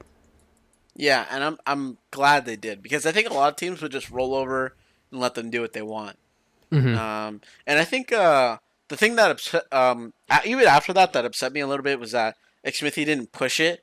Like they got the blue onto Apollo, but he died. But I think what Xmithy should have done was gone to the red, like Blabber's red, and taken that and smited it, and then gone to his own red and taken it. Because Blabber just ends up going back to bot side and grabbing red, and like nothing happened, right? So yeah, you're already in that side of the jungle. Just take it, like, and you're Ivern. You're gonna smite it, and it'll be dead. So yeah. just that small thing annoyed me, because I think he probably should have punished him, and realistically, Blabber got off scot-free, and he ended up getting 3 buffs anyway, even if he didn't get to use the blue. So I think he kind of started going downhill there, because Xmithy's already behind, and they're playing slow, and there's not much they can do. And I have to say that the Wukong was just too oppressive for IMT. Because he would just ult, and then Niski would ult, and then, Alorim's dead. There's nothing he can, like, he gets dove multiple times. Like, he really just didn't get a chance to do anything this game. So, yeah, unfortunate for him. He goes, like, 0-7 or something. Like, it's rough, right? Like, it's just, it's how it goes when you're against C9, and, they have these kind of picks. Yeah. It sucks when you're playing weak side and like they have a TF, so the moment TF leaves, you're fucked. So there's not much time for you to react. Big feels bad, man, when they have a TF and it's and it's a weak side matchup, because those are the matchups they go to. They're like, yeah, I gotta stomp this. So that's how it goes. Liquor is showing us how to play Wukong PogChamp. First Wukong. Definitely very nice to see that C9 are not just content with just playing like the normal champion sort of thing. Like they're still like whipping out new picks. Niski on the TF, obviously. I think TF as a pick is very oppressive just because of how much pressure early game it brings, and then bringing out the Wukong and then actually playing well with it was very nice to see, because IMT's team, like when they last rotationed it, like they had Ezreal, Zoe, Ivern, Aatrox. Like, who is going to CC the Wukong from continuing to walk forward with the ult? Literally no one. And then they last picked Nautilus. And, I mean, Nautilus can't really do much either, because, like, shown in the game, like, Hakuho would, like, get spun on, and then he would die. Like, it didn't matter, like, what champion they would pick for last, because they didn't have a lot of, like, hard lockdown CC to begin with, so... Yeah, and Aloran talked about having Wukong counters, like he's counterable, and I'm just like wondering, like, why don't you just leave his pick for the last pick and then give him a counter? You know, he's just fucking try it, right? Hmm. But doesn't end up happening, or maybe you blind Wukong yourself and like play the matchup, right? But it's not what they Yeah. want to do. I also don't really super agree with the Ivern. It didn't look great, so Especially since they picked it so early on, like you could have just second picked. pick, or Yeah. it was third pick, I think maybe second Yeah, or yeah, third, yeah. I forget. It was But third. I think they should have picked the Thresh away possibly because like the Kalista Thresh is just is just way too oppressive. Like I honestly don't know what you would pick into that. That would honestly be like super good in competitive, anyways. Because like in like solo queue environments, like you can kind of beat that with like ganks and like poke and shit like that. But like in competitive, like the jungler knows that like this lane's gonna be oppressive, so they're gonna hover around that lane. So when they're playing aggressive, you have to be scared. yeah, So. and I was surprised IMT didn't play Aphelios either because Apollo's a good Aphelios player. Hmm. Like you said, they could have taken like Aphelios Thresh and had a good solid lane. Those are both. I mean, Apollo's a good Ezreal player. Not gonna hate on him, Hmm. or anything. But he's a good Aphelios player, and Hakuo is known for his Thresh, like famous for Yeah. it. So it's Hmm. just, so the two IMT games, like beating Golden Guardians, but then getting clapped by C9. It's I don't know. I don't think Golden Guardians is a bottom tier team, Yeah. right? I Because think I think IMT played it well. yeah. But the Golden Guardians game, the next one versus FlyQuest was good, Yeah. surprisingly. That Like game they, was very interesting because Golden Guardians were 100% like, all right, guys, we can't fucking team fight them, so let's just keep splitting and then just pick them off when they're contesting the wave, which is exactly what they did because they had multiple globals in Tom Kench and TF. So, yeah, yeah, it was very, very good in terms of like the macro play by Golden Guardians because they would have closer stand by the objective that FlyQuest were going for, and then they would have Golden Guardians, like whichever Erlane Haunter or Demonte were at, they would just like pour it onto them with Tom Kenchall and FBI in the Tom Kenchall and then just fuck them up. So yeah, it was definitely a very good game by Golden Guardians because it caused a lot of like chaos for FlyQuest in a way that like they weren't too familiar with, I think. Where it yeah, was like, oh shit, they're actually collapsing on solo. yeah. And I gotta say, Mash's farming Senna ain't it, bro. Like I've seen it two times now. I only wanted to see it once. Somehow he got FlyQuest's main team to be like, "Yo, guys, this is broken. Like, look at it. No, bro, I swear to God, I there has to be swear." something. There has to be something in scrims that's like happening where they're like, "Yo, this thing's fucking smurfing right now." Yeah, I can't believe it, right? Um, so as for FlyQuest, there are two games. That CLG game. Oh man, Ruin had such a good game. Ruin was having a good game, and it just didn't work out. Pobelter was Yeah, having a poor game, I've got to say. With Galio 0-5, Wiggly 0-3. I don't know. It's something about Wiggly and Jarvan that he never wins on it. yeah. It's like it's weird because Jarvan is honestly like such a simple champion where it's like, all right, you EQ and then you R and then you get them right. But Yeah, I think he's like overthinking. Like, all right, I have to EQ and then like I have to wait for my team to be nearby and then I'll R. Like, bro, just fucking do it and then they'll follow you up. Especially with Galio. Like Galio, all he has to do is just press R on you, and as long as you have the Cataclysm up, they can't leave the ulti. So yeah, like for example, in the one engaged, how long is this in? Like 25, yeah, like 25 minutes. Like they actually get the engage off and they actually win the fight where CLG all come out alive and they get 2 picks. But the problem with this game from FlyQuest, in my opinion, or not FlyQuest, CLG, is that like they're just like getting randomly caught out and like random shit's just happening. And like, just like you said, like Ruin's honestly like having like a really good game. Like he's playing well. He's doing what he has to do on the EJs. He's not NAJs because he's Korean, so he's actually doing damage, guys. it's KRJs, Um, KRJs. yeah, KRJs.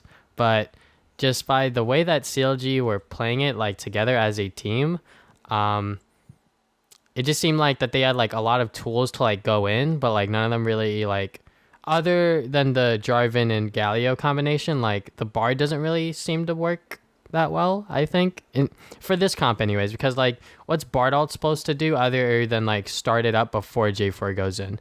Because I think that starting with the Bard ult is not the best idea, because I don't think they ever do that. They normally start with Wiggly using his face to get in there. Um, but yeah, unfortunately, sometimes Ruin gets caught out in one shot and things like that. So, Yeah, and this is a proactive team comp, right? Like I hmm think the Bard, like you said, you need to use it to engage, and this is shown by like DRX in Korea, where they play Bard with their new player Keria. I don't know if you've heard of him. He's a really good support for DRX. hmm He played Bard, right? And they were using Bard to engage at all times, just blowing flashes, just catching people out. And I think in for some reason, like they people in NA don't think that Bard is a pick you need to engage on, but I think he honestly is. Like his ulti is really good for blowing sums. Like you have to like heal to get out, or you have to flash, and it gives you an opportunity, and it's non-committal. It's literally just throwing a skill shot at them, right? And if you hit, yeah, you hit, and if you don't, you don't. Like hmm if you blow and their like flash, you got it, right? hmm and Smoothie would go for these ultimates, but they would unfortunately miss, or they would sidestep it, or whatever the case you want to look at it. But yeah, like FlyQuest's comp should never work in a situation like this, in my opinion.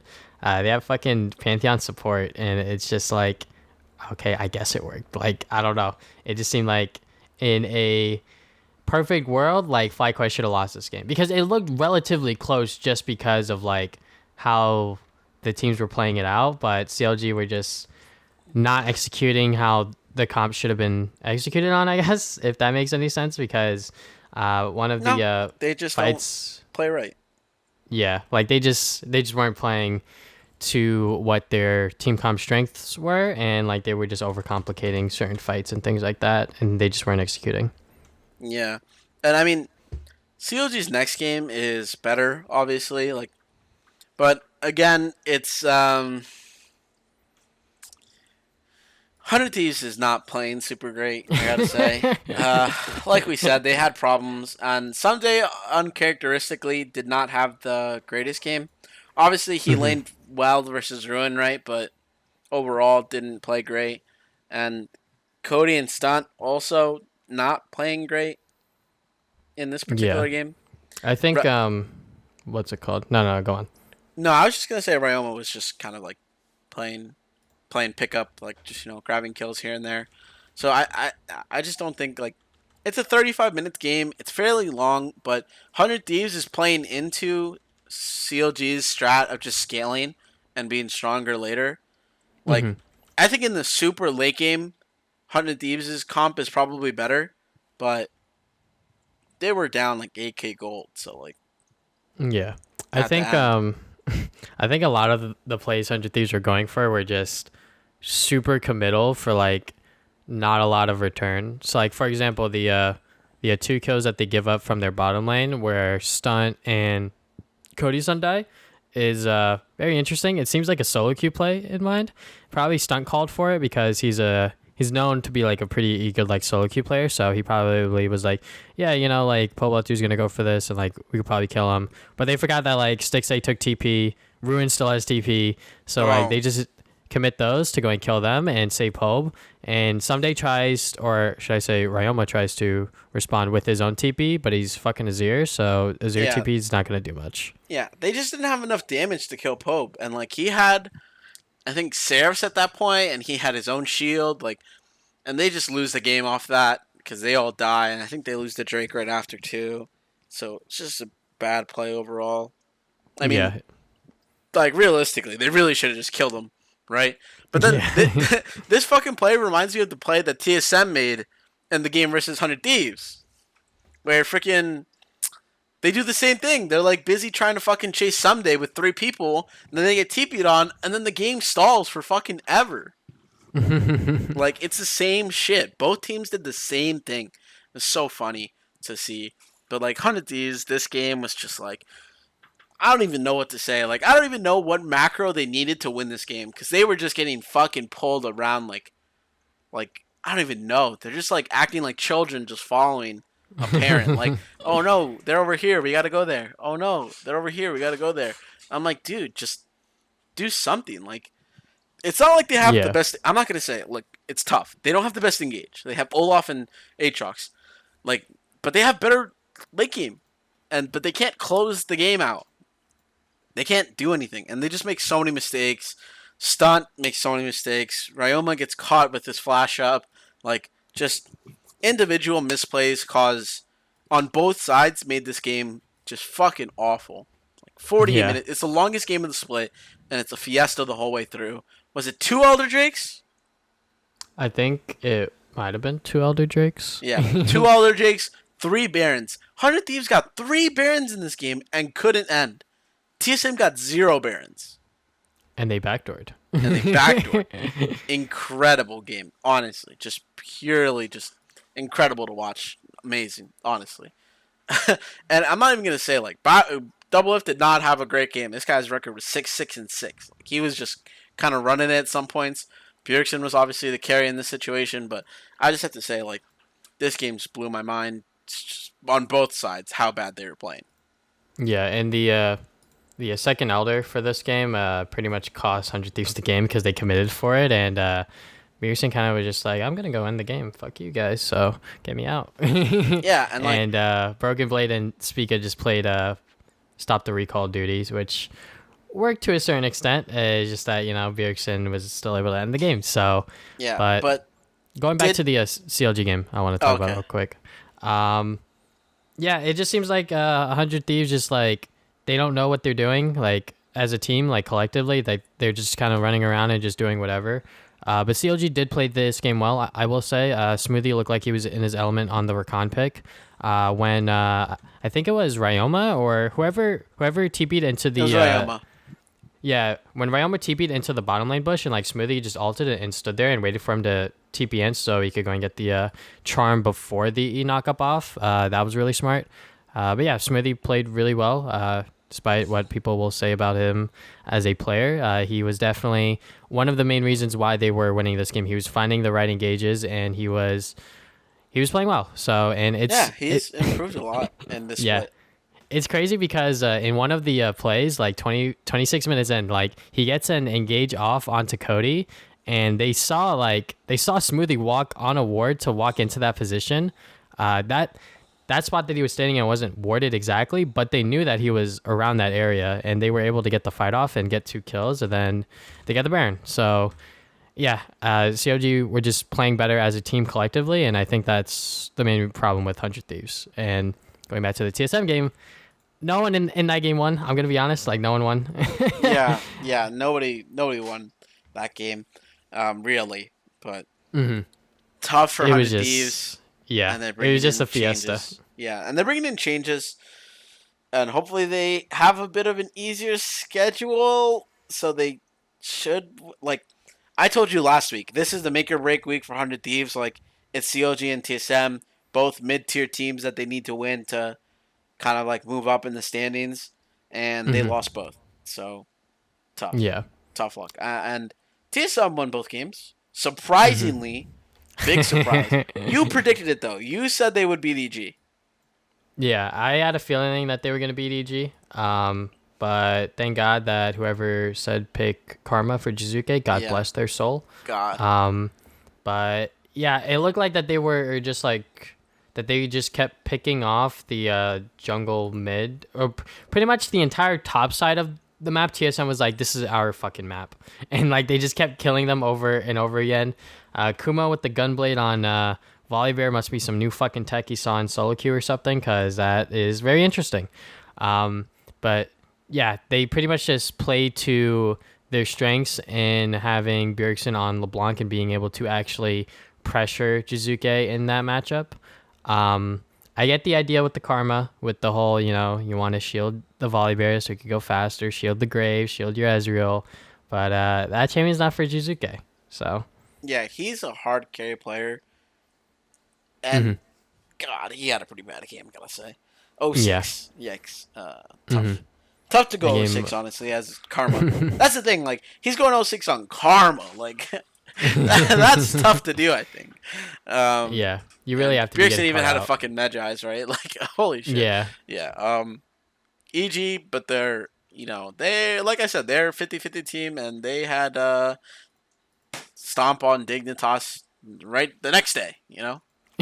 Yeah, but Dig is literally last place at 0 and 6 right now. But this 0 game, 6, whatever. man, like I don't, man. Every single time watching Dig, it's just like, what are they doing? Like, are they trying to win the game, or are they just trying to stall out and just like go next, or what? Because like every single game, it literally looks like the same things happening over and over again, where they're like they try to make a couple of plays, they may work, they may not, and then it goes back to like the same like game state. Their Like it mid game doesn't. is so bad. Yeah, it looks like that they just don't know how to like get like a lead like to begin with. It's just super weird because EG for this game, like they had the Corki Ezreal with the Yumi, and then they had Trundle and Jace top. So with the Trundle, they're able to negate their one tank in Volibear on Lorlo, which by the way, Lorlo, like you aren't the reason why this team's playing bad. I think it just has to do with the collective, if that makes Yeah, any and sense. Lolo had a good game. Yeah, I think the day before he had a good game versus TL, Mm-hmm. but just it's not his fault they're losing, right? And his deaths are not the worst that I've seen. Mm-hmm. I mean, Viper obviously had a lot worse deaths, right?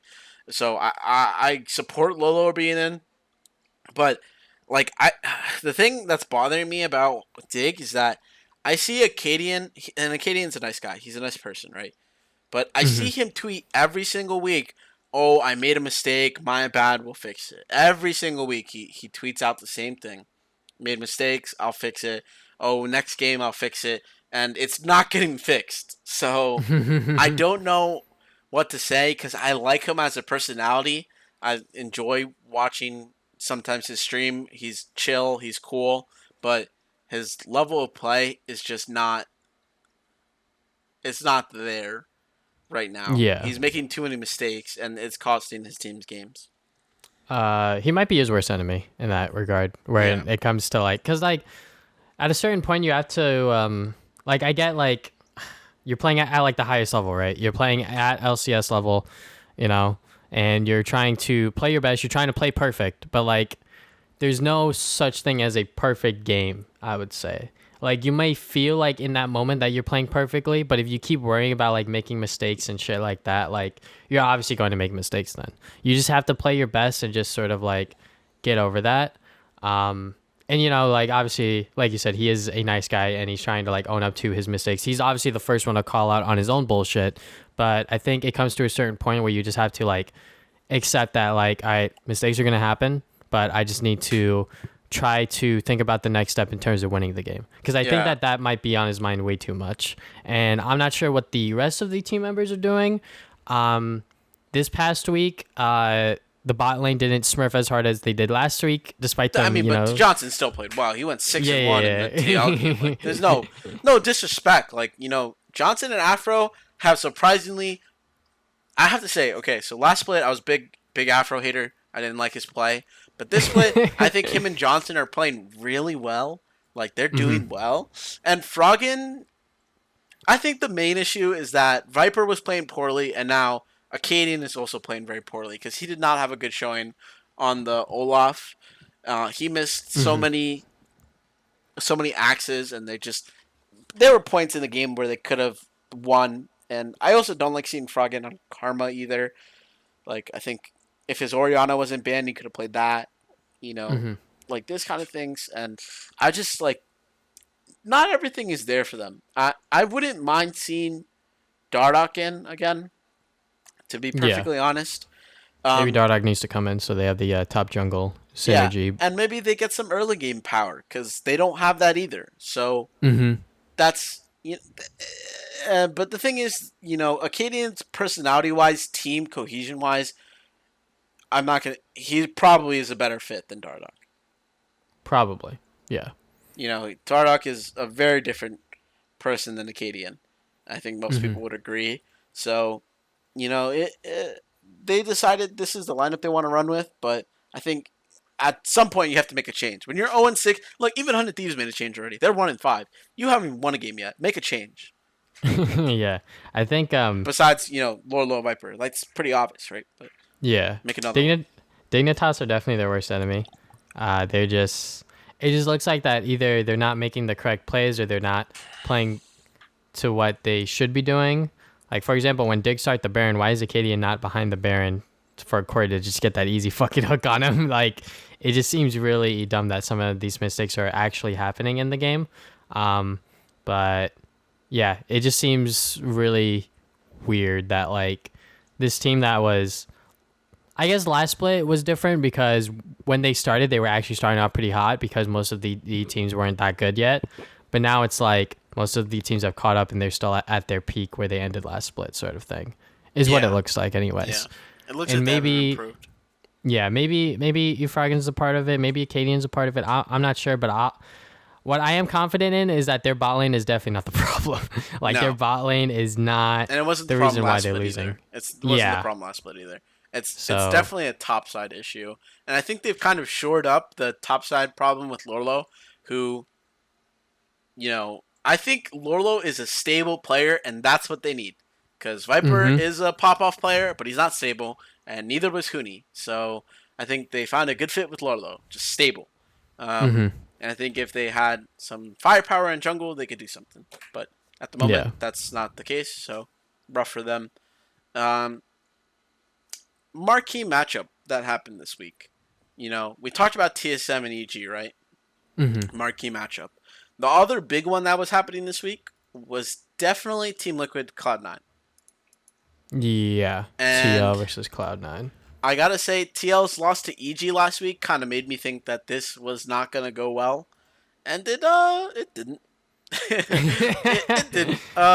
You Yeah. can really see the difference between how Liquid plays with Twisted Fate and how Cloud9 plays with Twisted Fate, I think. Yeah. Once Cloud9 get level 6 on TF, they're like, all right, where the fuck we going? Who's got the wave set up? Yeah, like they're talking about it in advance. Like, oh, yo, Licorice, set this wave up for me. I'm gonna hit 6 in 2 waves, so make sure your wave is in this spot, and I'm gonna ult on him. And then they Yeah. fucking do it, right? And they Mhm. use that ulti almost off cooldown all the time in the early Yeah. game, because with Mhm. TF you need to get a lead. And Jensen had some good ults early on. Not the most Yeah. impactful, but he also didn't use his ult all the time. Like it was on, it was up a lot of the time. Mhm. Um, so that's the thing. I mean, Tactical and Core JJ played as best as they could. Tactical playing Kaisa was solid, but they're not hard carrying the game, and it's tough to do, especially when you're against Casio Mhm. in that particular matchup. And Yeah. Impact not playing well again, not Yeah. super well. I think what's it called? I mean, it's just C9 like at the end of the day, like these Yeah, guys are it's so just far C9. ahead of everyone else. It's kind of hard to like critique a team when they lose to them like in a fairly manner sort of thing. Like obviously like TL made mistakes here, but C9 were able to punish it by like setting this wave up and like, all right, like I'm going to do this and do that. Like they are thinking so far ahead that like the enemy's not even like thinking about it. So like yeah, it's just that TL versus C9, like I think that this was going to go the way that it did. Um and it's just unfortunate that it's just how the state of the league is, that there's just C9 and then there's like two tiers and then the rest of the league. So Yeah, is it um really 2 tiers? I don't know. I think EG, and I think people have this argument that EG had a really bad draft in both of their losses, and so people were arguing like, oh, in a best of 3, you wouldn't see these. You get to see 2 more games, right? Because in other regions, top teams they play one game and they int that game. This is notorious for JDG. They int the first game and then the next 2 games they stomp. And it's the same thing for top and IG and FPX. They do the same thing where they lose one game. It looks like they're getting smashed, and then the other 2 they come back and shit on the other team. And I'm just like, yeah. maybe we would see more of those if EG got to play a series. Not to say EG is better than Cloud9 or EG, but I think EG showed they were better than TSM. But this draft is fucking awful. So, like, Yeah. how do you even show that? Yeah, I really hate best of one, even though I know for viewership and for just the pure number of games to watch, Hmm. you basically at least double the number of games. It makes it tough to catch every game, right? Yeah, it Um, definitely sucks because that's just how the NA infrastructure works. Because they know that not everyone's gonna watch every single game, especially when it's like, oh shit, it's the last two place teams in a best of three. Fuck, dude, because those were 20K viewers Twitch streams, dude. So sad. I remember yeah, watching them. pretty low. But Speaking of at the end of the 20K day, viewer streams, it is what it is. yeah, I think we touched on every game, right? Um, Did we uh, miss any? I mean, let's see. Let me double check. It sounds like we did. Yeah, we talked about Golden Guardians. We talked about I think we Finally. touched Yeah, I on think pretty we much touched on every everyone. single game. Yeah. I didn't write it down, but yeah, I Yeah, I think forgot. I forgot too, but I yeah, think we touched on everyone pretty yeah. much. I mean, for me, the league is like kind of in a toss up now that TSM has beat EG, but Hmm. then EG shit on TL, but then TL shit on TSM.